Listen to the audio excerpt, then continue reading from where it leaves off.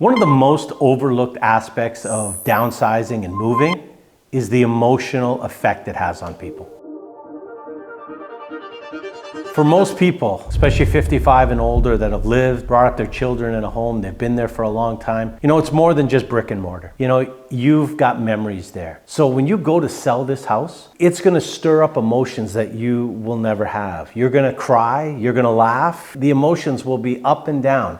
So what are the biggest challenges? Definitely number one is the memories. All the different things that have happened in that home is gonna start coming up, especially when you start decluttering and get rid of things. That's really going to be massive, and it's something that's going to have to be dealt with. Loss of identity or role. We don't think about that, but our house is our identity, and we look at that, especially if we've lived in that house for a long time. And I'm a personal example of this. I've been in the same house for 35 years, and when we downsized, it was stressful. My wife had a hard time stepping away from that house. Your home is your identity, and you will start getting those emotions about that identity, and now you have to shift and change that identity. So even that's important and something you want to think about and look at. Well, that's enough about talking about the negative. How are we going to deal with it, and how are we going to be positive moving forward? First and foremost, let's acknowledge and work on our feelings. So how do we do that? Well, we can talk with a really close friend, a family member that's maybe gone through it and they can understand.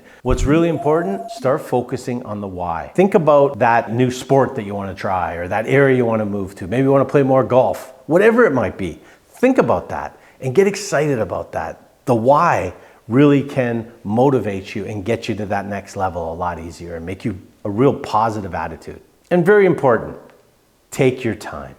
It is so important to take your time. So when you're coping with these feelings that you have and these memories you have to do with, one thing I want you to keep in mind, there is no right and wrong way to do this. For every person, it's going to be different.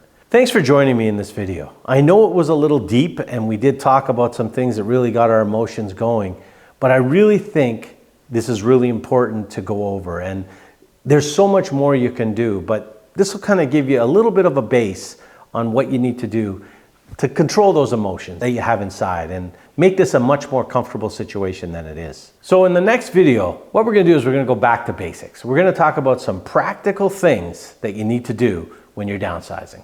And if you found this video helpful, please subscribe and give us a like.